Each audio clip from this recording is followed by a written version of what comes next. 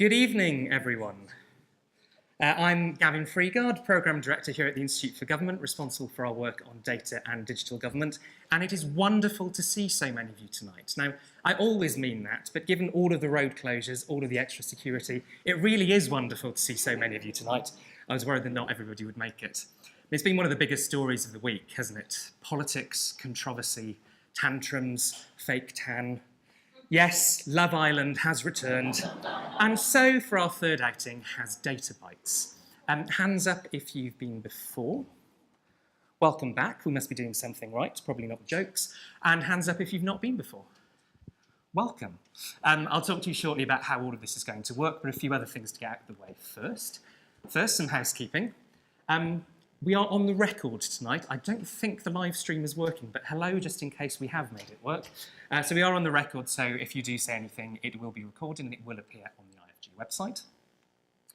We would love you to join in on Twitter. We'll be tweeting from @IFG events, and the hashtag is #IFG DataBytes. And for all of you in the room, you can get onto our Wi-Fi. It's IFG guest, username IFG, and password visitor. Now, those of you who've been before know that I spend a few minutes showing off some of the Institute's work on data for a few minutes before I introduce the speakers. And those of you who've been to both events will know that we've been talking about ministerial resignations quite a lot. This is, in fact, the first day that we've done a Data Bite where a minister hasn't resigned or been sacked. So we thought we'd broken the curse, but of course, loads of the Change UK MPs have resigned from their party today, so that didn't actually save us any work at all in terms of having to update a chart. But our ministerial resignation work has got everywhere, including a couple of weeks ago onto primetime BBC One. There's a graph from the BBC. A graph on a comedy show? This is This is a graph of ministerial resignations before Theresa May, and here it is with Theresa May on it. So there is the most recent version, 35 resignations outside of a reshuffle. I did love Ian Hislop's surprise that graphs might be entertaining. And he's obviously never enjoyed the open data mic night atmosphere of a Data Bites event. So open invitation, Ian, if you're watching. Of course, in a joke exclusive to all newspapers, there was another resignation, and June did indeed see the end of May. Sorry, you know what to expect by now. This is a chart of prime ministerial tenure, all the way back to Robert Walpole. Let's sort of expand the Theresa May bit. In fact, just today, she overtook the Duke of Wellington in terms of tenure. She booted him out of the way. By the time we get to the end, thank you, by the time we get to the end of the leadership contest, she'll also overtake Neville Chamberlain. So by the time we meet next on the 3rd of July for the next Data Bites, we'll have a much better idea of who the next Prime Minister might be. It's amazing to look at this chart, especially the sort of middle bit there, to see all of those Prime Ministers serving 2, 3, even 4 terms. That seems unthinkable in our sort of modern political era. One other thing I'm going to plug before I talk to you about Data Bites. We have a new Future Technology in Government project, which has just kicked off, which is very exciting. This is a quiz we did with some of our colleagues. Lots of initials about various things to do with emerging technology. I'm not going to pick on anybody in the audience and get you to go through all of them now, but if you would like to see the answers and if you would like to learn more about our project, you can find it on our website or medium.com/future-technology-in-government. So, let's have a reminder of why we're here tonight. Why Data Bites? Why are we holding this series? Well, we want to bring together the various different data communities who are doing such good work across government in one place and sort of build some connections. We want to show leaders who perhaps aren't as used to the benefits of data, what the benefits of data are. And we want to provide a platform for some really interesting data projects and some really good practice. So how does Data Bites work? It's quite different from your conventional Institute for Government panel event. You are going to see 4 presentations on data projects tonight. Each of our speakers will have 8 minutes to present. Yes, that is 8 minutes. That is why there is a very sophisticated high-technology timer on the stage. The reason we go for 8 minutes, the main unit of information is, of course, a byte. There are 8 bits in a byte, hence there are 8 minutes in a data byte. Again, you should know to expect terrible jokes like that by now. Once the speaker has spoken for 8 minutes, we will then have 8 minutes, yes, 8 minutes, of questions from you, the audience. I will start the timer as soon as the first question is asked. So please tell us your name, where you're from, keep the questions short, and we'll get through as many as possible. So we'll have the 8 minutes from a speaker, 8 minutes of questions, and then we will move on to the next speaker. So this is our third event. You can follow the link here or just go to our website to see the first one, where we had Louisa Nolan from the ONS talking about real-time economic indicators. We had Paul Maltby from Mahoka Logo. We're still desperately trying to make that stick for MHCLG, talking about land data. We had David Divett from Vocalink talking about fraud. And we had John and Sophie from Ofgem talking about their data analytics profession. Then in the second one, we had Alex from DWP talking about building a new digital service. We had Sarah and Sam talking about the UK government data ethics framework. We had Simon talking about personal data exchange. And we had RHE Global talking about their noise app and citizen science. So we've already had a wonderful variety of projects, and we've got 4 more fantastic presentations for you this evening. We'll be starting with the work of the Geospatial Commission. William Priest, the Chief Executive, will be first up once I've finished rambling on. He'll be followed by Andy Dudfield from the ONS, who'll be talking about data on the web. If you, like me, are a heavy user of the ONS website, you'll have seen a lot of improvement over the last few years, so you can thank Andy and his team for that. We'll then be hearing from David and Luke at Bayes and how sort of innovative data practices can help solve old problems in new ways. And then we'll be hearing from Yvonne Gallagher from the National Audit Office on the challenges of using data in government. The NAO's got quite a big report coming up on this fairly soon.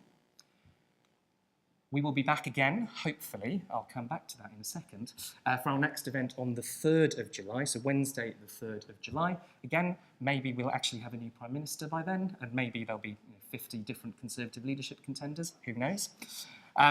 If you would like to present at a future Data Bites, if you'd like to pitch a presentation, if you think there's something you're working on or you know somebody else is working on something interesting, please do drop me an email.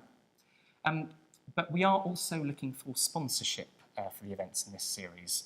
We haven't got a sponsor this evening. That's the only time we're going to be allowed to do that. So if you would like to see us back here on the 3rd of July, please dig deep into your hearts and dig deep into your pockets. And do email the longest email address in the entire Institute for Government, david.drupepi-lewis@instituteforgovernment.org.uk, if you might be interested in sponsoring, having your banner on the stage, and perhaps even having a presentation of something that you've been doing with people in government. So I've got 30 seconds left. I'm not going to try to fill that. You'll be very glad to hear. Which means, without further ado, I will hand over to our first speaker tonight, William Priest from the Geospatial Commission.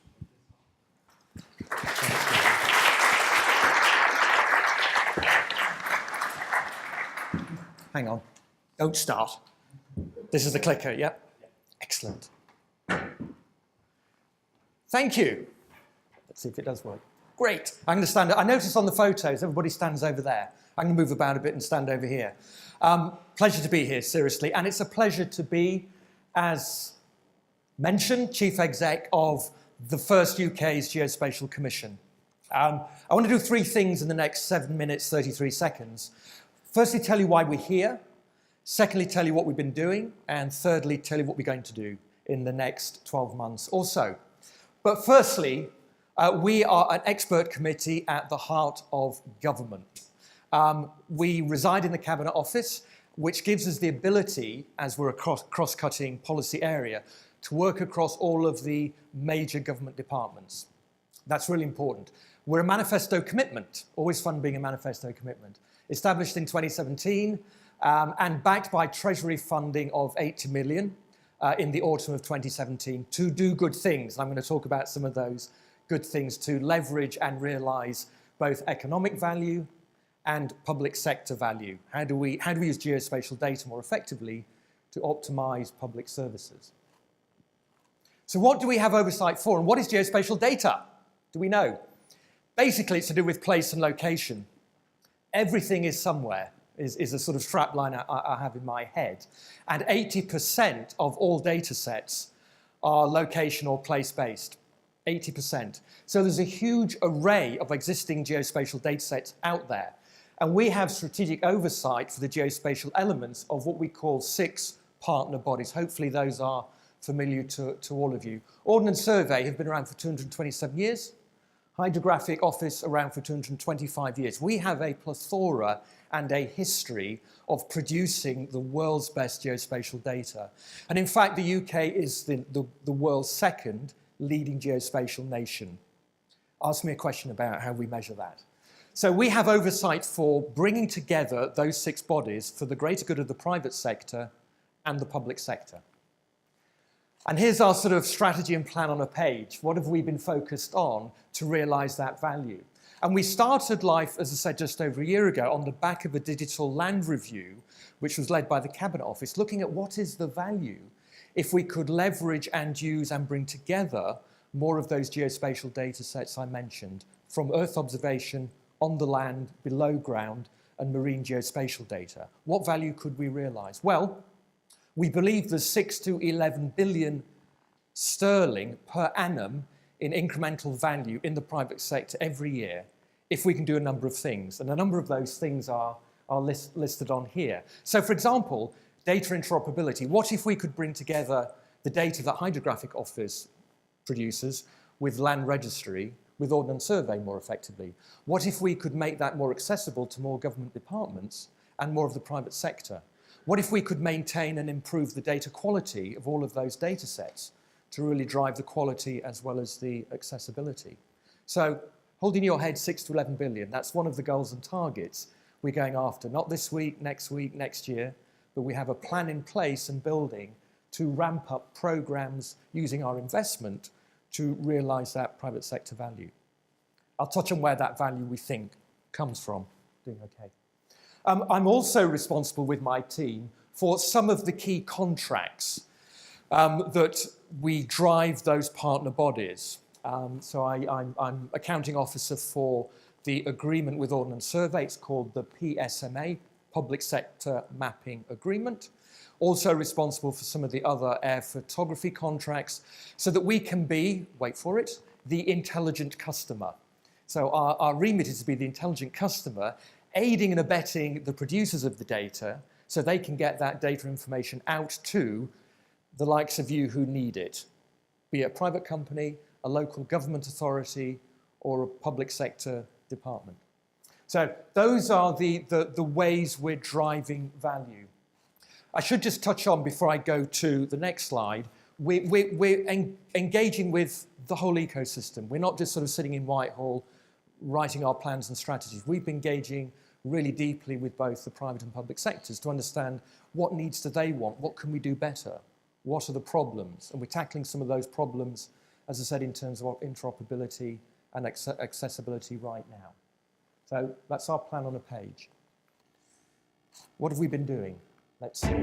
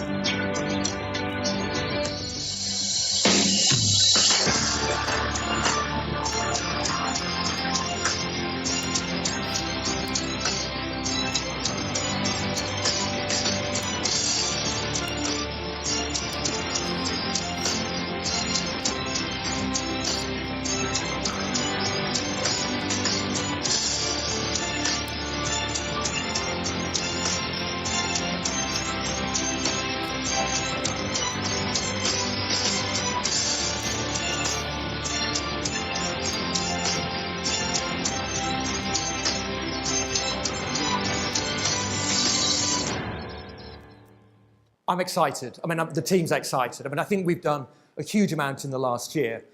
Just 2 things to call out. Crowdsourcing, some of you may be familiar with crowdsourcing technologies. That is fairly new for the Cabinet Office. So we were really excited to launch just a couple of months ago those 10 projects. So keep an eye out for those. There's some really interesting source of data that we're capturing from SMEs out there. Secondly, did you see the underground asset mapping pilots. Really interesting. We spend $1 billion plus in terms of cost, because when a telco digs, they hit a gas main that they didn't know was there. So we're doing 2 pilots to start to map what's under the ground. Bleedingly obvious, but not been done before. So again, watch out for that. We hope to roll out a national project in the next 2 to 3 years. And in the last 60 seconds, again, what are we focused on for the next year? High value market opportunities. My boss, John Manzoni, asks regularly, when are we going to see the 6 to 11 billion? Fair question.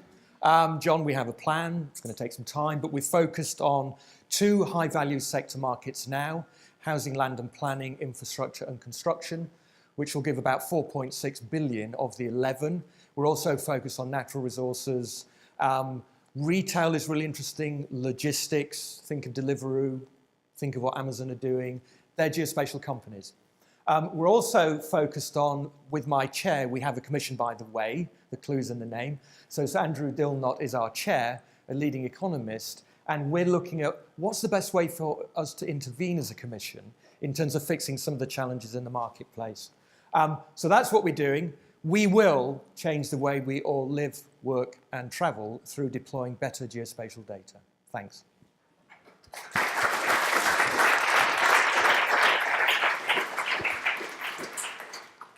So, Can I sit down? You still can indeed. So, as I said, I will start the timer as soon as the first question is asked. Do tell us who you are, where you're from. Keep things short. If you're in the room next door and you'd like to ask a question, please do come to the door and we'll try to come to you. And we will take questions in batches of 3. So if you'd like to ask a question, put your hand up now. So we've got a question at the front. Any other questions for the first batch? Got another question there. And have we got a third questioner? Preferably a woman. It's always good to get the gender balance in from the start. Yes, and I'll come to you in the next round as well. Fantastic. Josh Bell from Liberator UK Limited. William, one of your early slides mentioned market failure in this area. Can you elaborate on what that actually means in practice? Yeah, Excellent. thank you. And then we've got a question over there. Hi there, Ian McGill from Spend Network. How much better would your data be if the postcode accounts file was open? Thank you. And then we've got a question in the back row, the front section, just there. Hi, I'm Catherine Bromley, Office for Statistics Regulation. How are you working with geospatial data providers in the devolved administrations to make it a UK-wide? Yeah, good question. Great. Fantastic. Josh, good question, thanks. Yeah, market failure is a really good question. As you know, I'm an ex-telco guy as well. We're looking at, I think, 3 potential areas of market failure in geospatial. Some are analogous to telecoms. One would be, and it's not quite the same, but is there a failure in terms of mapping, both in terms of quality and extent? So are we mapping in terms of what we need for 5G rollout, for IoT, for AI, for machine learning? All of those are going to be powered and enabled by geospatial data. So where things are, if it's an autonomous vehicle, is going to be pretty important in relation to a bollard, street furniture, a building, and so on. So that's a big question for us working with some of the telcos in terms of have we got the extent and quality and detail of mapping that we will need. Technology failure. So one of our mandates and remits, which I don't think I mentioned, is looking at future technologies. So in parallel to doing our 5-year Geospatial National Plan, we're doing a future tech review as well. So we are looking at and studying where do we help and where can we intervene to help to innovate the geospatial marketplace in the UK. So we can help the export market and we can attract inward investment. So that's not necessarily a failure, but it's about stimulating and enabling as central government. Failure of skills. One of the big legacy areas me and my team would like to focus on and leave behind potentially is skills. Government's done a great amount of work in terms of DDAT and the DDAT profession, data and digital and technology. 4,000 to 8,000, I think, DDAT professions in government. There's 400 geographers, growing, but much less. Geospatial is the convergence, I think, of data and digital and geography, i.e. place, in terms of digitisation of place. So we're looking at and working very hard with other government departments on skills from the school curriculum up through university curriculum, up through apprenticeships and on-the-job training.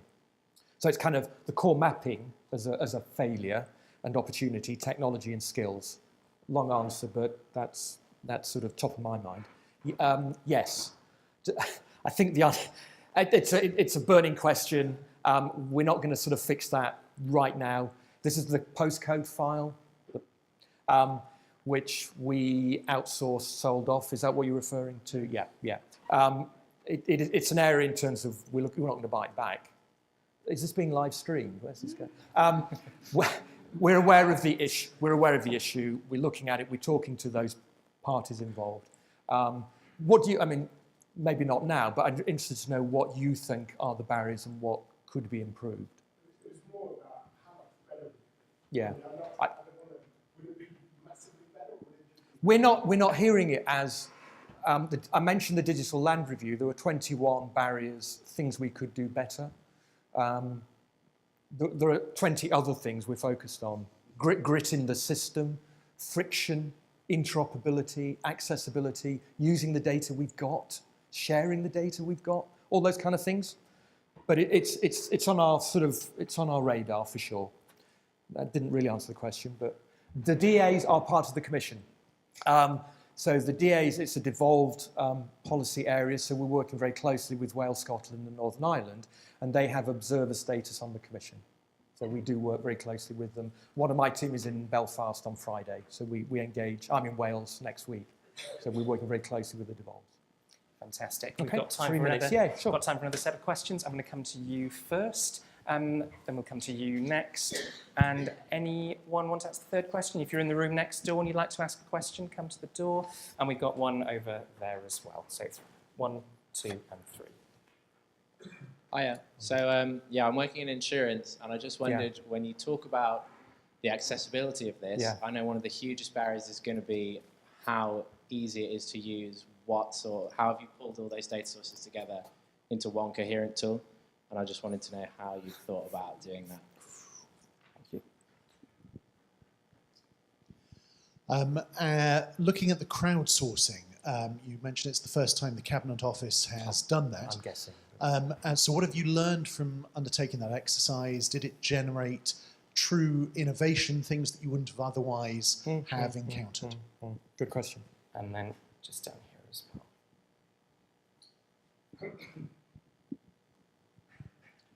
well. Simon Briscoe, an independent consultant. You say you're going to produce outputs for public sector companies, for the public sector and private sector companies. Yeah. Will you do anything for ordinary people and for the public good? Because most of those bodies you note as your partners are notorious for not sharing anything. Which is why we're here. At all. Thank you. Tell it how you mean it, but it's I take the point. Again, good question. Insurance. I've met a number of insurance companies. One has 4,000 geospatial people. I have 40. So again, you could say geospatial. Insurance companies are geospatial companies in terms of flood prediction, flood protection, and the insurance associated with risk. It's all to do with geospatial information. So we are talking to them and others about the joining up and the interoperability of data sets. Is there a holy grail about one single tool or app? Maybe. We're looking at that. That's not this week's challenge. But a hub of hubs or a portal of portals, a single platform is certainly something that we are exploring in terms of our policy and strategy. A good analogy where I've spent some time with my colleague Tim is in the US. So the Defence Intelligence have done, kind of brought this together because they kind of have had to. So there are analogies in terms of bringing geospatial to data in a singularity of a platform. It's not happened here yet, but I think it's more about open source, APIs, application-based, and therefore more open, so everybody has access to it, be it local authority, public sector, or a private user. That is what we're focused on, which kind of answers your question, but I'll come back to it. It's early days on crowdsourcing. We're running it through Innovate UK, who many of you may know, and we had great interest to begin with. So we had a long list. We came down to those 10. It's literally a month old. So kind of, can I come back in 6 months when we're done, and I'll feed back on it. But I'm really excited by that because, you know, I've personally not worked on a crowdsourcing initiative before. This is for the greater good. You're absolutely right. Some of those partner bodies have commercial models. Ordnance Survey, this is not a secret, has a commercial model. You know, we task them to provide public information, but they also have a commercial venture and a commercial arm. We've got to be cognizant of that, and we've got to work within that. We are absolutely about more open data. We have a project called Open Up Master Map, which is opening up more of the Ordnance Survey's master map data now, and that will come on stream later this year. So that was our first policy commitment last May. So again, I'll come back later this year and explain how we're doing on that, how we're doing on crowdsourcing. I think I'm out of time. Brilliant. Apologies. Thank you very much, and thanks for great questions as well. Pleasure. So next up we have Andy from the ONS, hopefully. Myself already.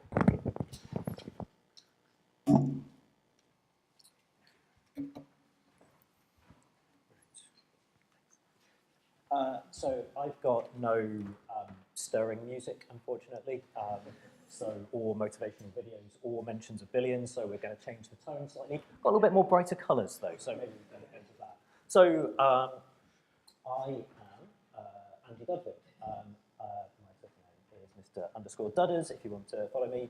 I talk about principally opening the data, saving the world, the football team Exeter City, and nerdily about cycling. So the Venn diagram is probably just me, but if anybody is interested, that's what you can put in front of me. And that's me. You can work that bit out. So I was asked to talk by Gavin about the data, the web, and data, and making data part of the web. And I currently am Chief Publishing Officer at ONS. I'll talk about a little bit more about the ONS side of things in a moment, about how that connects together. But I wanted to start by emphasising something about the web, and the fact that the web is fantastic. The web is this beautiful thing, and I don't think we necessarily take the time to remember that.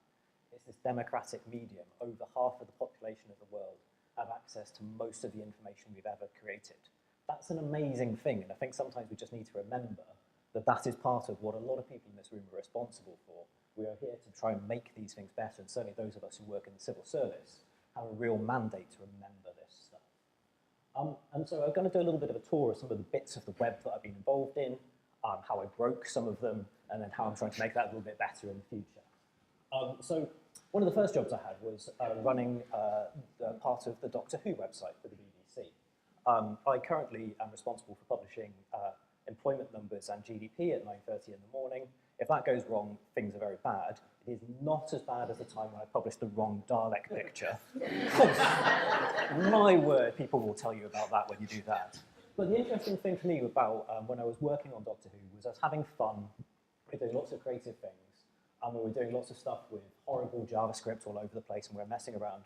And I was able to do this because the BBC at the time had this amazing project called /Programs, where they were creating a single page for every episode of everything that was ever broadcast. So we knew we had these lovely canonical references, so you could always point to things. And so I was able to play around and do these kind of things. It was really hard to find this now, because this is pretty much fallen off the internet, and that might be okay, but over time things change. So after I did various things, I started working for this organisation called Wildscreen. And that was a charity that David Attenborough had set up to try and collate all of natural history video information from broadcasters around the world and images, put it in one place so that everybody could access this amazing information. That is no longer available online because rights are complicated and infrastructure is expensive and charities are difficult to run. So that's another thing to remember, that working in this kind of space stuff doesn't necessarily have longevity. So to try and kind of think about how I could get better at that, I went back to the BBC and I worked on the BBC Archive, an amazing project, sort of real kid in the sweet shop kind of stuff. But unfortunately, the BBC's archive page is no longer being updated because it has been archived. So these are kind of challenges that the web has over time. So when I was working at the BBC, I was very lucky to work with this man. If you don't recognise him, that's a guy called Tony Aggie. I would recommend immediately Googling after this, The Story plus Tony Aggie, find this amazing presentation again about his career. BBC Archive team is an amazing group of people. Tony was the leader of it. There are lots of incredible people who worked in that team. Many of them are still at the BBC. That's the reason why I still believe the BBC is an amazing place. But Tony had this view about lists. Lists are really important, and that's something that's kind of been really on my mind recently, about the importance of making sure that we remember things and have proper lists around them. And the web is really good for lists. We can write things down, we can remember how they work. And so after I left the BBC Archive, I came to ONS. Now, ONS is a wonderful organisation, and I was very lucky to join ONS just after it had launched a new website. So they'd done an awful lot of work, and I was asked to take on that website and consider how we could start to make further improvements to it. And one of the really key things that came through to me is that ONS has this amazing information that a lot of people make lots of very important choices on. The ONS is empowered to run a census that decides where hospitals get built. Really kind of important societal things. And we need to make sure that that information that's produced by that organisation is available to the right people to use in the right ways at the right time. There is a challenge, and that is this. Because the world works on Excel, and I don't mean just, it's kind of like a cutesy thing to say, oh yeah, there's Excel, but I mean everything in government runs on Excel. And the problem is that everything has conditional formatting in it. So everything in some spreadsheets will be kept in kind of like pink, sometimes that'll be bold, sometimes it'll have red behind it, sometimes it'll have different things. And that is problematic. It's really hard to make data available to lots of people when it's in these different sources. And that's something that I've been spending time and effort and energy thinking about. How do we ensure that this stuff is available in the best ways? And Excel is, at times, the best way to distribute that information. There's absolutely nothing wrong with Excel in some contexts. In other contexts, it's completely the wrong way of distributing the information. So working out and making sure we've got different ways through that is extremely important. But also, I feel a little bit like I'm just here sort of talking about this stuff time and time again. The idea of taking information out of spreadsheets, making it part of webs, having programming interfaces, making sure that this information is there. I'm not the first person to have this idea. ONS are not the first people to think about this. This isn't even the first attempt that ONS has made to do this. So I'm really kind of doing a lot of time thinking at the moment, how do we break through this idea that this is a problem that we need to solve, and how do we collectively get better at it? And I've been thinking quite a lot about this quote, actually, which I found when I was looking for that picture of Tony Aggie, which is about we need to try and take these ideas out. So I spend a lot of my time talking to the same small community of people. I worry that my sphere is too small about the people I'm engaging with, and that there is a wider collection of people who have to buy into this idea of making information available as being so important. And so at ONS, we've been doing some work in this area. We've taken a lot of the spreadsheets that we have. ONS is doing some amazing work, I think. I'm really excited to do proper processing of the information, building out data infrastructure so it's not based on Excel. It has proper data warehousing. It's using the right techniques. But in the short term, we're taking some of the information produced by ONS, we're tidying up those spreadsheets, we're running them through a collection of scripts so that there are consistent ways that they're described, which means that over time, it becomes easier to move around the ONS website. We can make the metadata of what's inside those Excel files available so that we don't have to have people downloading information from our website to find out what's contained within it, just to make that whole process easier and simpler. It's a time-consuming thing. We've been spending the best part of 18 months trying to do this, but parts of these services are available in beta. I think through the magic of this wonderfully processed, someone is going to tweet out a link as I say that, so please do check that out on the hashtag that was described earlier. And so also it means that we can do things like produce APIs.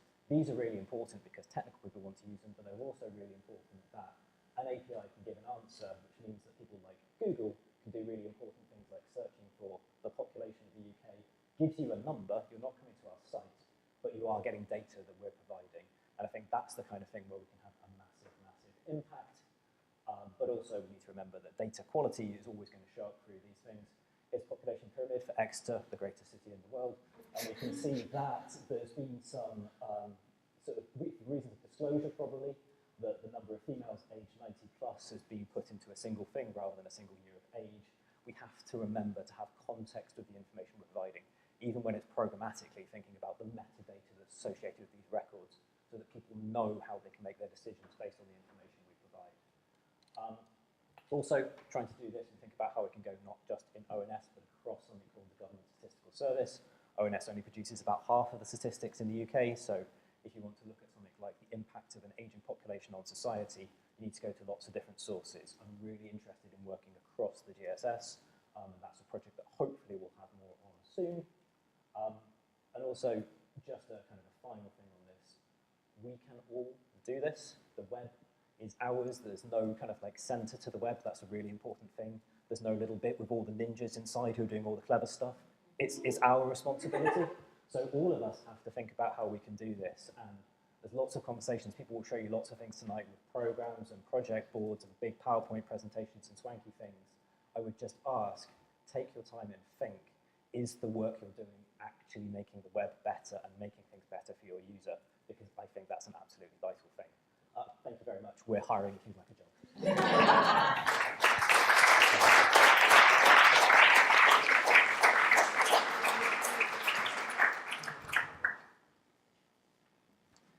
Thank you very much, Andy. Do we have any questions for Andy?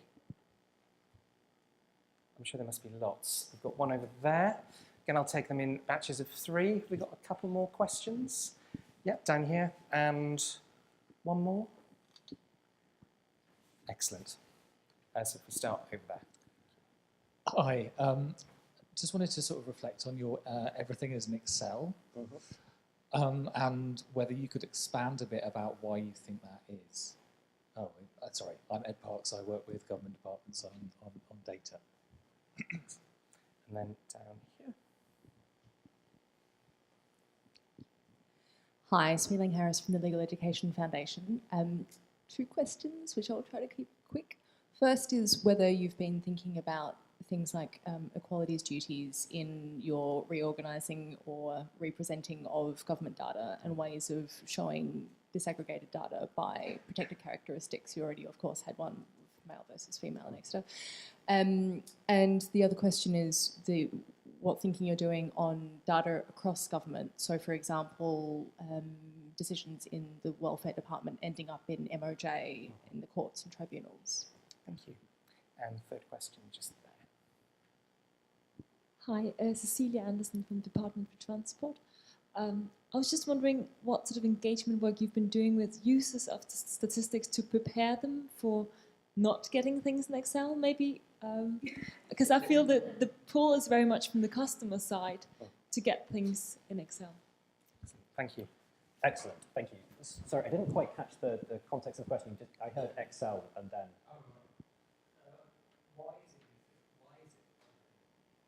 Okay, great. So I think Excel has been and will be for quite some time a good final step for things to take. So there are a collection of different systems across government and certainly within ONS that produce a collection of outputs, and for a long time one of the easiest transport mechanisms for that has been Excel. That's, I think, because it gives analysts a level of control over the presentation of data.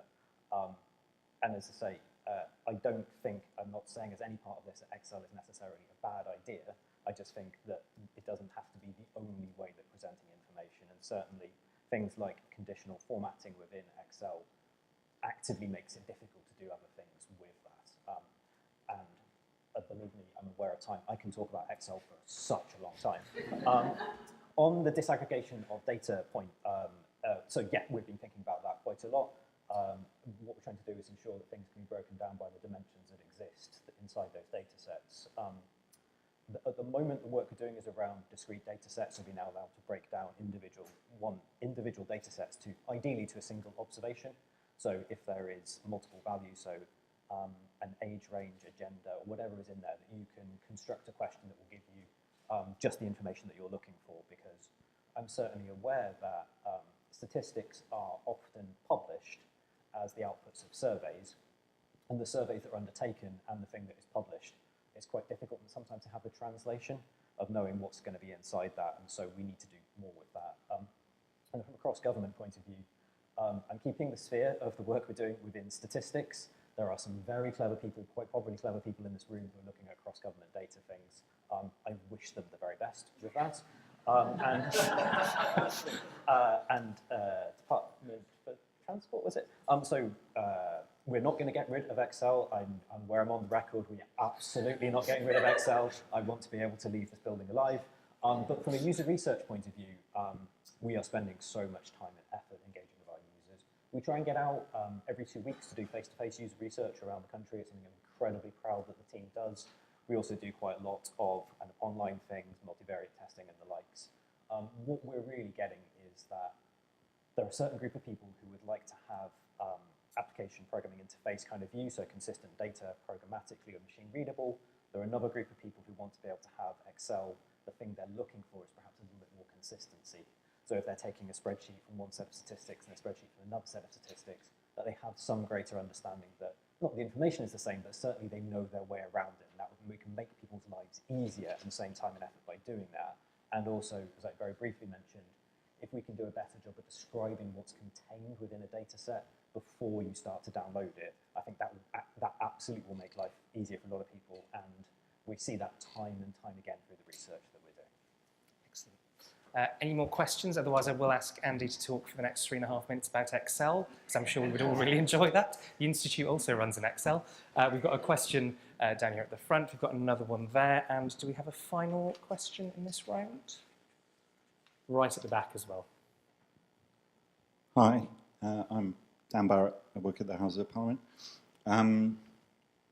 You talk about, the work with Google. How did you persuade decision makers in your organization that it was good for your data to exist on the web rather than to exist on your organization's website as a destination? Thank you. Then over here. Thanks. John Downing, Ofgem. So a lot of the data, you can provide data to someone, but it's actually the calculation and the process of creating that statistic. Is there some way that you're thinking about presenting that information to your users? Excellent. And then right at the back. Matt Curlow from Cabinet Office.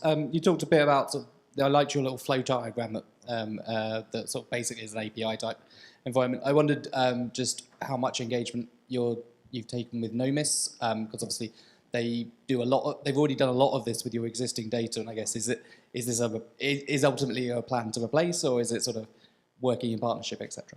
Sure. Thank you. Excellent. Thank you very much. So I'll go reverse through those. So Nomis, I am responsible for Nomis. So yes, I absolutely work with that. It's a wonderful, wonderful system that has grown over a long period of time. For those of you who don't know, Nomis is a sort of partner project that ONS works with Durham University around the publishing of a lot of data that started with the labour market and has been used for the publishing of some of our census data previously. Our goal is to publish the outputs of the next census on the ONS website, and we're continuing to talk to our colleagues in Nomis because they do some absolutely tremendous work. Ofgem, are you talking about publishing the raw information or the kind of methodology that sits around statistics? Methodology and calculation. Sure. So methodology, absolutely. We always make sure that's available. What we're trying to do, and I covered this very much from the data angle rather than the other parts of it. That's a whole separate session. If you want to book ONS for a third time, happy to do it. But what we're trying to do within the data is make sure that there are metadata references so that when you want to get back to things like methodology, you want to get back to code lists or any definition of the information, that there are roots to it.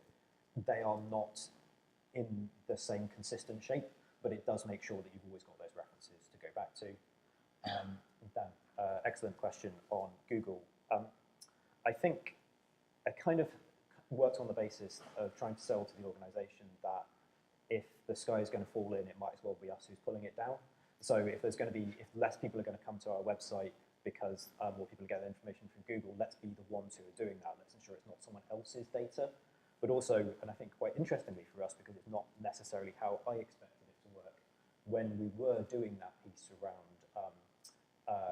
working with some of the population information and thinking about how that would appear in Google and having that result, that actually has increased by about 20% the click-through to our population statistics. So actually the sky didn't fall in, and actually it was even better in a sunny day. Fantastic. Thank you very much. Thank you.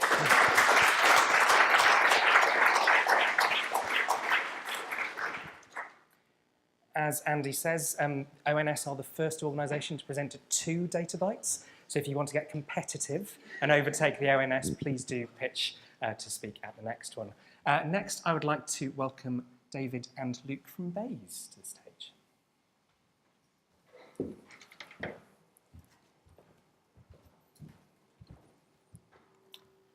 Okay, great. Thanks very much to the IFG for bringing us along for our first event here. So I'm David. You can tell that I'm not a data scientist because I have a tie. But anyway, I'm going to kick off with a bit of background about Bayes and data science there, and then going to hand over to Luke for some of the interesting stuff. So Bayes, we're about business, promoting competitive markets and responsible business practices, about energy, making sure we ensure that we have a reliable energy and low-cost clean data supply, energy supply, and the industrial strategy, boosting productivity, getting businesses to create good jobs with investment in skills and industries. So that's a bit about Bayes. But anyway, I mean, I joined Bayes about 2 years ago and inherited a small data science team. And they were doing some really good stuff. Problem was it was just below the radar.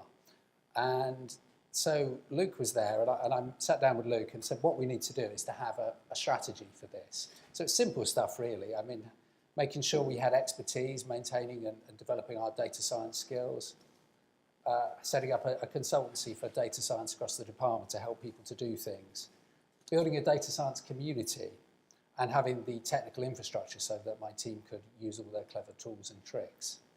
But basically it was about picking a few projects that we could get engagement with senior people with. So that was the trick. So back to the theme of the talk, talking about tackling old problems in new ways. The department's looked at a lot of economic problems over the years, but what's changed is we've not really had enough data before to really understand and fully analyse them.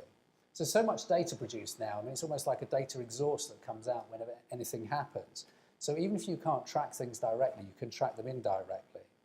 So for example, diffusion of technology, you might not be able to track exactly how that's going or the people that are doing it, but you may be able to see what jobs people are taking and looking at the job adverts. So that's something we've looked at. So over to Luke. Okay, I'm going to take you through some projects very quickly. So we use machine learning to predict which businesses are going to grow high growth. So this is an OECD definition. This is so that policy colleagues can target these firms if, should they wish to. And so far, the model that we created is being used in a pilot with HMRC. We also worked with the ONS Data Science Campus, where we looked at analysing patents to find out which ones are associated with clean growth. The final one here is we use unsupervised machine learning to identify clusters within particular sectors for business. Now, this is sort of built up from a bottom-up approach, and the main advantage here is that we don't rely on the existing geography boundaries. We also do natural language processing. So the example here is we looked at job advert data, and what we wanted to find out from here is how jobs are changing over time and in what regions. We also use the same sort of job advert information to find out how technology gets diffused through geography and by time. The other example here is where we looked at abstracts from applications to Research Council grants. And from there, what we wanted to find out was what are the emerging sectors and technologies. We built an interactive tool that allows people to sort of look for themes, and also a summary of what the sort of the high levels of commercialization are, i.e. what the spin-out companies are and IPs. We do data visualizations. The example here is what we built for our HR team. This is on how our in-year awards are being given out over the year, and also this shows any sort of issues with the protected characteristics, so it's easy for them to have a look at and amend the trend if necessary. We also build a correspondence a tool for our correspondence team to identify any issues. And the final example here is a tool dashboard that we built for economic sort of reporting. So this scrapes the web, brings the data in, and automatically updates it. So in the morning when policy folk come in, they have this to hand. So my final slide here is to show we do all this work through our cloud-based analytical system, which is basically a platform for data scientists and analysts to use. It is managed within the analytical directorate. We have a whole range of technologies here, such as Shiny servers and SQL databases. We have a whole suite of analytical software from Python to R, etc. And it's a place where we hold all the data as well. And it's becoming quite popular, and other government departments are also beginning to use it now. I'm going to hand you back over to David. Thanks, Luke. I wanted to mention our award-winning data science mentoring scheme. So this is open to analysts across the department who recommend different projects that we want to have a look at. And what we have is around 6 people in the teams, and they have, some of them have programming experience, some of them have none, and we pair them up with one of my experienced data scientists as a mentor.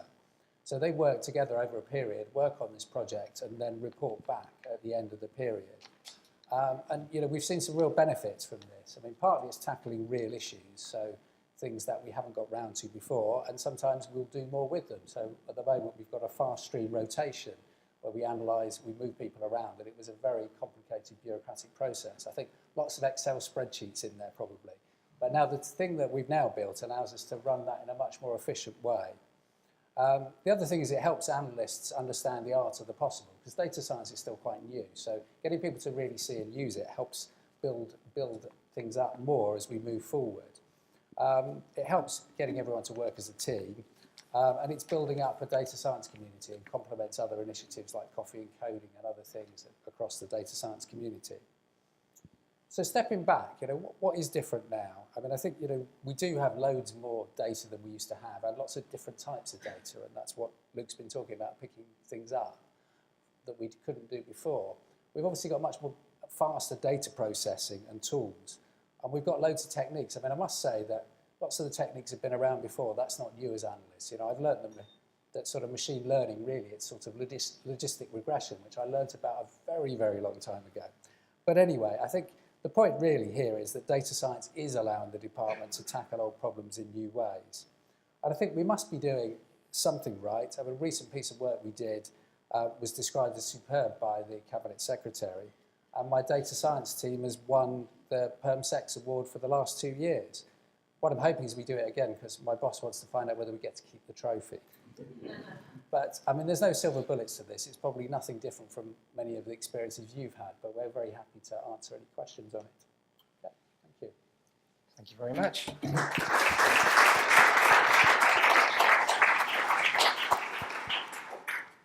And right on time as well.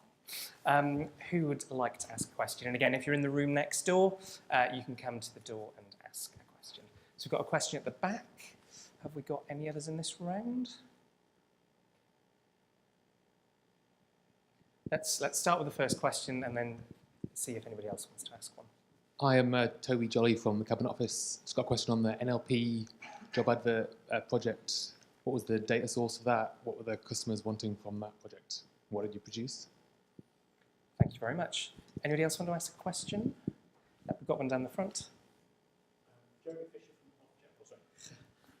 Jeremy Fisher from Ofgem. As you do more and more analyses and dashboards and so on, how do you keep track of what you've done so you don't reinvent the wheel in the future? Thank you. And a third question, anybody? Let's get started with those two. Shall I take the first one? Yep. So the answer to your question, the data source is Burning Glass. So they collate all sort of job advert data and make it available for us to use. And the main uses for customers is, well, they want to sort of look at certain areas, certain sectors. So we built them a dashboard. There's a screenshot of that. so they can actually look at different dimensions. So one example was looking at the SOC codes, so you can go down different SOC codes and see how, the actual jobs that were advertised over time. So it is a bit of an experimental tool. Second one, sure, yeah? I don't mind. I'll do it, that's fine. Just on part of that, I think, it's interesting with the different projects we're involved with and the criteria as to how we choose some of them. Sometimes it is about doing something slightly different and trying to build up different ideas across the team. We encourage people to do that and spend some time looking at different things. I think I worry a bit as managing it, is making sure we're doing things, we're learning and we're gaining stuff from that. So the important part is we've had to bring in a bit of project management around that, just to make sure we know when a project starts and when a project finishes, because as soon as something good's delivered, people want to just do a little bit more and do that. So we're trying to get a bit of discipline around that. And so we do know what it is. We share that within the team and share those experiences around so you can see what's been done and how we can redevelop them. I don't know whether there's anything more you wanted to add, Luke. No. Great. Any more questions? We've got one there. Anybody else? We've got one down here and another one down here, and I think we've got one at the door as well. So let's take all four. Why not?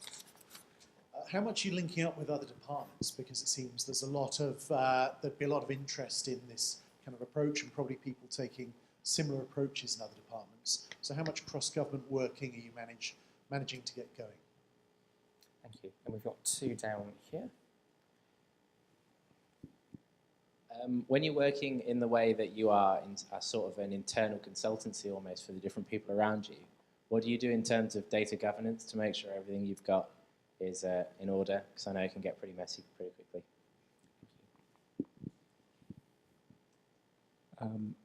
Regarding, so I'm with a finance and accountancy training body, ACCA, so I'm just wondering in terms of your machine learning work, are you using any data relevant to financial data, or are finance and accounting staff and government using some other type of machine learning outputs in any way at the moment? Thank you. And final question from the door. Hi, I'm Daniel Zeichner, MP for Cambridge, and I chair the all-party group on data analytics in Parliament. It's actually the same question as the first question. David Sainsbury, some years ago, I think, observed that research across government departments was fragmented, uncoordinated, and often duplicated. Is it any better now, and how exactly, as the first questioner asked, do you avoid that? Thank you very much. Okay, thanks. I'll take the first one around working with other government departments. I mean, we do, is the answer to that. I mean, there's always more you can do, but indeed the project there around data-enabled change, looking at using HMRC data and ONS data, that was very much, we used data we had from ONS, we worked on the data set. I mean, as with this, you spend a lot of time on the data, probably 80% of the time is sorting out the database. And we've improved that, we've made that available to others, and we've worked with ONS on the data science campus. So we join up, and the data scientists actually are very, very sociable bunch and link up across government using Slack and all these other technologies. So there is a big link across departments. And I do think that data science is much more open than maybe some other professions have been in the past. The idea of sharing data and using code. Whereas, when I started, maybe people were a bit more protective about what they did, and the power was in that they had got this particular map that they were going to show, and they were going to not let anyone else see it.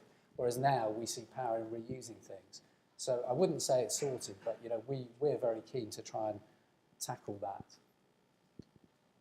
Shall I do the data governance one? I don't know quite what the answer is, so that's why I'm going to take it. I think my slight excuse here would be, as head of profession for statistics, I care a lot about the data in the department, so I make sure we're doing sensible things.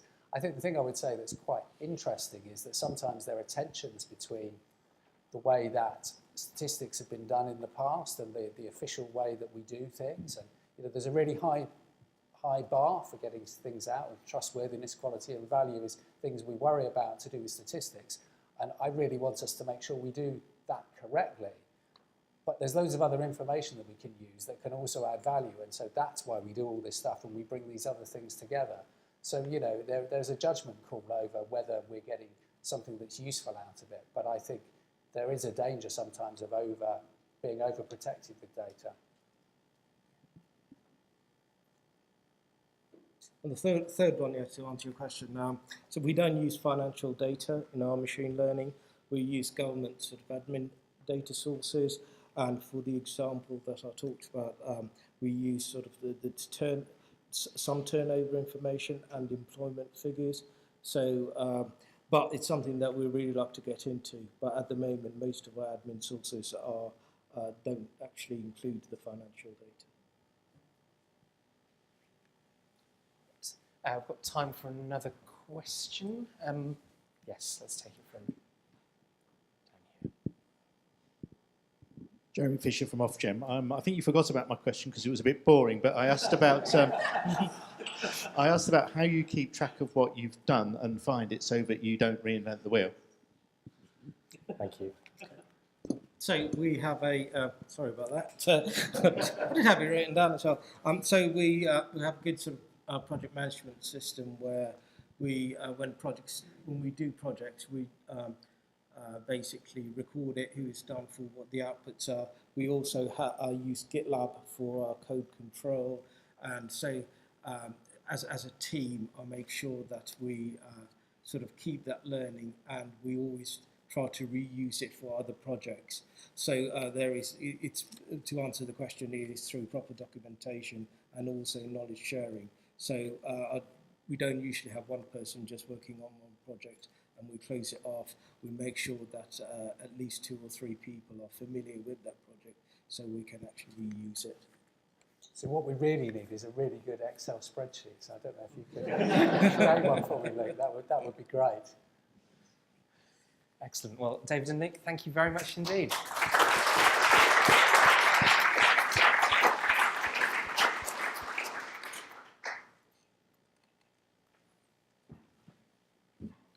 So our final speaker tonight is Yvonne Gallagher from the National Audit Office. Thank you. My background is it's really interesting for me to hear other people's different take on data. My background really, a career 25 years in data technology, business change, and what I have been doing in the last 5 years at the NAO is looking across government in terms of what they're trying to do around digital transformation, how they're using new tools, how are they trying to modernise. So what we have recently done, and what I was just going to talk to you about tonight, is we've just completed a study on government data, and I think the issue with this is that we've called it the challenges of using data across government. But it's intended to be a supportive piece for those dealing with data in government, and people are often quite amazed at this. Don't expect the NAO to be doing supportive pieces of work, but we actually do that quite often. And one of the things that we found is that there's a lot of talk now about that somehow departments and government and public sector are failing to really get the benefits out of its data. So, in other words, it could do more on open data, more on data sharing, better services. But the benefits of these things are talked about as if they're there for the taking. But actually, there's a big issue with the existing data and the current provenance of government data. None of those things are easy to do, and there are a lot of blockers and constraints which are both not understood and ignored, and that's one of the things that our report has focused on. We looked at the scope of looking at data across government, obviously is huge, and what we didn't want to look at performance management data and MI or data for policy. We wanted to focus on the view from the citizen point of view. So this is operational citizen data in government and how it is, what it does to support services. We scoped the work by really looking at what we thought were 3 things across government that are not necessarily doing all the right things to help with this agenda. So that is, we looked at strategy and leadership, the data systems and processes themselves, and the culture and the environment. And what we found is some really good things have been done. We were very interested to find that historically some great strategies and work on data and setting out the hurdles to overcome from 1999 onwards are all still valid now. They could be written today. And of course, that begs the question, none of these things have happened. So strategies from 99, none of those things, so 20 years on, things are still the same with regards to data in government. In these, we found things like local data sharing, big focus on sharing data. But these are all like small initiatives that people are trying to do in departments where priorities are allowed and funding is available. So basically, what's the problem? And I think the problem has to start with the fact that government is a legacy environment. It has a lot of the data was captured 20 and 30 years ago. It's often out of date, inaccurate, inconsistent, which leads to poor quality data that lacks integrity. And quite often this data then is stored in systems that are really hard to change, legacy systems that have been around for years. And so the data then isn't like data in new retail services where customers make sure they update their change address for delivery purposes and routinely keep their payments up to date. A lot of this government citizens don't really contact government or have a need to on any kind of frequent basis. So there's a lot of talk about new technology and technology sweeping in to solve problems. But with data like this, if you, for instance, layer AI on top of this data, what conclusions are you likely to draw? So really, we found then that the operations systems require armies of people and convoluted processes to deal with data. And all of this has become normalized. So you can look at customer services centers and they sit there with a couple of screens trying to answer single queries from customers. And we have looked at departments, they have big data scientist teams, and they have quoted to us statistics like 80% of their data scientists spend their time mashing the data around, so trying to get it to join it up, to try and check its accuracy before they can layer on any of the tools. So the data sharing that everybody would like to see more of, often this takes months for departments to create MOUs where they're going to share with another department. And also, they're worried about sharing raw data because quite often they need these people and processes to adjust the data because they know that system, something has come out of it which says it has 100 widgets, but actually they know from experience that that always means 100 minus 20. So giving raw data out for stats purposes or even open data isn't just a straightforward issue.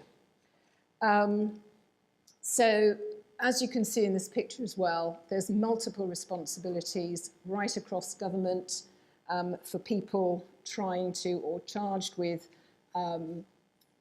having some kind of accountability for data, but there isn't really any single cross-government lead on this. And finally, one of the things, there are no agreed cross-government standards. So there are many types of different standards, but even basic customer data standards don't exist.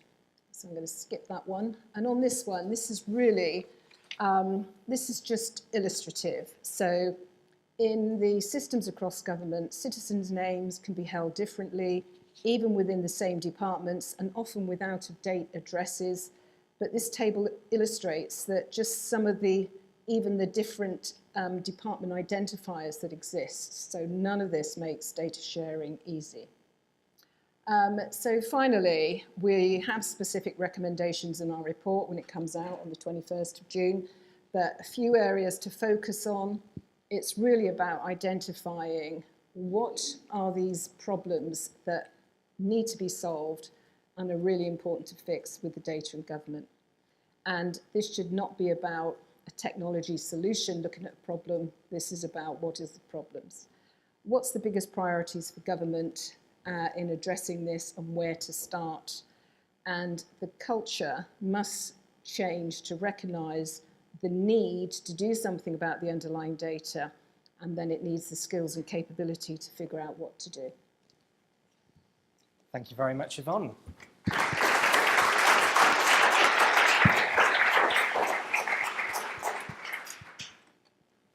So, any questions? Lots to dig into there. So we've got Ian over there, we've got Jeremy down here, we've got... Actually, let's do the four of you in one go. So let's start with you.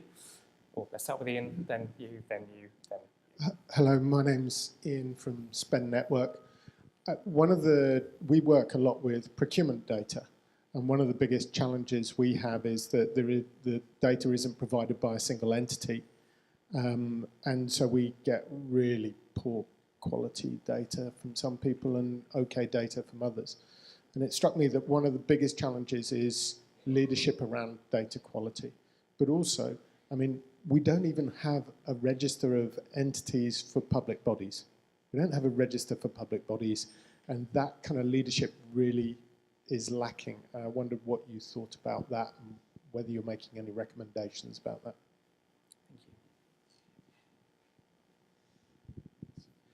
Joe Baker from Convivio. I wonder whether the problems you've highlighted here are shared in the devolved administrations who, to a degree, are creating their government from scratch, whether this is something just for the UK national government. Thank you. And if we come to the front here, and then we'll come. James Hutchings, Department for Transport. I was just wondering whether you did any comparison to private sector, in that if you say 80% of data scientists' time is cleaning the data, that is everywhere in the world. That's not a public sector specific issue. Thank you. And finally down here. Jeremy Fisher from Ofgem. Similar to the second question, I wonder if you've gained any inspiration from what other countries are doing and how they are doing things better than us. Fantastic. We'll try to get one more round in, so we'll take a question from the door and we'll start the next round. And then do think if you want to ask any more questions. Again, the gender balance of questions has been terrible tonight. So have a think while you're listening to Yvonne. Right, so just to go to the procurement data question. So you have totally recognised the problem that you talk about, which is no single entity, nothing is drawing that together, and there is no leadership there. So certainly in our report, when it comes out, we talk about this lack of leadership. And it goes back to the point that I was making earlier. There are a lot of things to do that need fixing as enablers to so much more efficiency in government, and I think that's one of the area. We don't focus hugely on procurement, but I certainly recognise the problem. The devolved administration, starting from scratch. I think one of the things that when government data started off 30 years ago, they started off with the basic things like data modelling, data standards, data catalogues, and built their systems. This is worldwide, not just in government. But we've lost the ability to do all of that because legacy systems haven't really been touched over the last 30 years. They've been changed. So it's all about changing, tweaking, but pretty much staying with the existing systems that are there. So I think any opportunities to start from scratch where you haven't got the legacy data is absolutely an opportunity to do it properly from scratch, rather than you are starting with legacy data and you have to then do it properly, because there's a whole migration issue from you've got legacy, how are you running your legacy and how are you starting something new? So in theory, it's easier, much easier, but in reality, that needs to be done properly.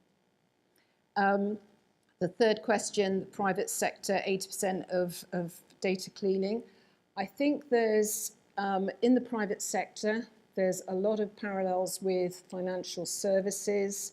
They really started off their big services at the same time in government 20 or 30 years ago, big mainframes, big personal data and financial processing. So I think there's something about the type of cleanup that has to be done in old legacy systems with a lot of personal data. So for instance, if you are clearing up or you're trying to do something with personal data that you're trying to spot a trend, then your cleanup is kind of limited. You don't have to get it 100% correct. If you are trying to join up data from with a patient data, you've got data from a GP, a hospital, a local authority, and whatever. You can't have half a patient's data mixed in with somebody else. So the extent of that 80% of data cleanup really varies according to what it is you're trying to do. And then, have we looked at other countries? I think to some extent, whenever other countries are talked about, it's always about Estonia. But Estonia started from scratch, and that is the difference. So all those examples that you hear about Estonia, they're great, they did this, they did that, they didn't have legacy. Fantastic. More than an hour into the event before we mentioned Estonia tonight. I think that's a record. So we'll take the first question from the door. We do have time for others. Yes, we'll take one from Catherine again, and we'll take one from the door. And we might even fit one in from the very back as well. So ask quick questions, we might get lots more in. Hi, Tim Gordon, Best Practice AI. You've laid out a very clear sort of challenge that needs to be handled, obviously at a very high profile level. Does the country need a minister for data?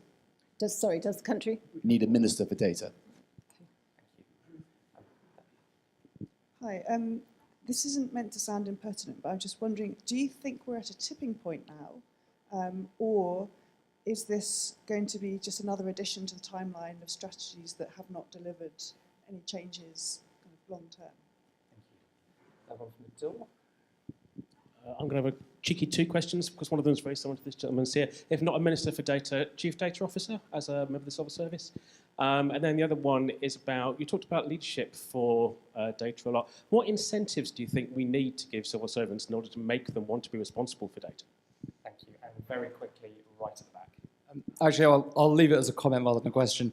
Because of your point about Estonia, actually, it was to reflect on Denmark. So one of the things you talked about was all the personal record, all the different databases and like records. And obviously, we've got a big issue in this country about sort of creating a single giant database of everything or having the ability to link. And what Denmark have actually did was it outsourced all their identity provision to the banks. So basically, you have to use your online banking sort of ID to link all your government services and things like that. But so just one of those things that you might want to go and have a look at. Thank you. So the Minister for Data, and I think then the follow-on question with the Chief Data Officer. As part of doing this piece of work, this was actually a question that we were very keen on asking and getting views on. And I think in the end, what we came down to was really the important thing is somebody, and we intend to help kind of move that forward a bit, but it's about defining what exactly needs to be done and how it needs to be done, and then who needs to do it. So definitely the principle, which is we need a champion here, and a very strong champion. And actually, John Manzoni has recognised this issue. He is trying to push the whole data agenda forward, but it's right across the piece, and the culture in departments who have so many priorities, funding issues, data isn't sufficiently brought up the agenda. And I think that brings me on to the question about incentives. And what incentives do people need? And I think one of the things is that the biggest incentive in government is about anything that's quantified in financial terms.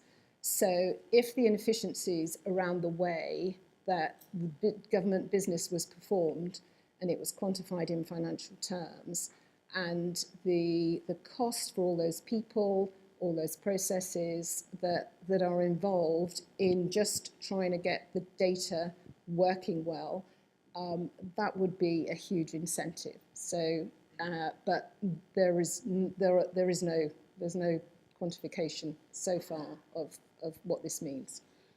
And then the tipping point, I think what we aren't actually saying, this is a new strategy. It's definitely not a new strategy, and we're saying no more strategies.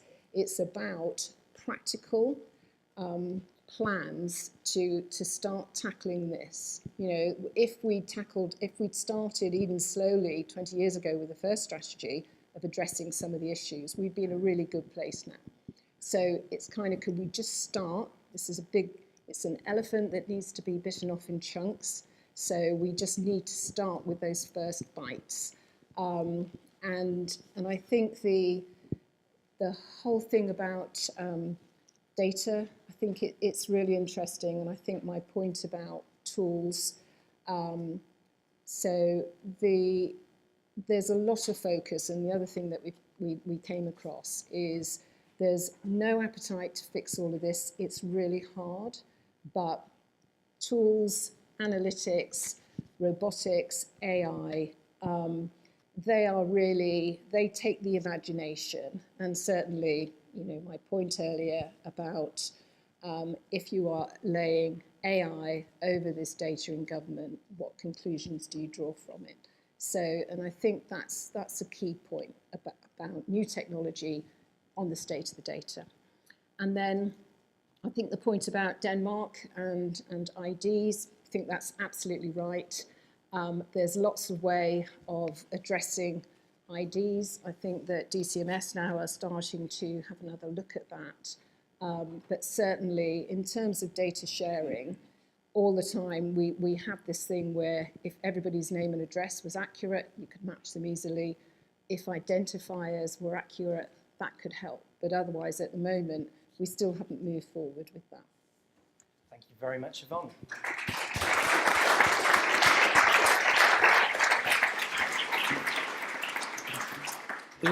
Lots of things to digest over wine and nibbles, and I won't keep you from that for much longer. Just a few very quick parish notices.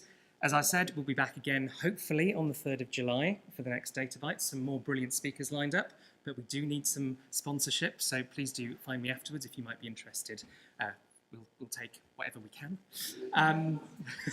And all that is left for me to say, really, is thank you very much for being such a great audience tonight, and a huge thank you and a huge round of applause for our brilliant speakers. Thank you very much, audience.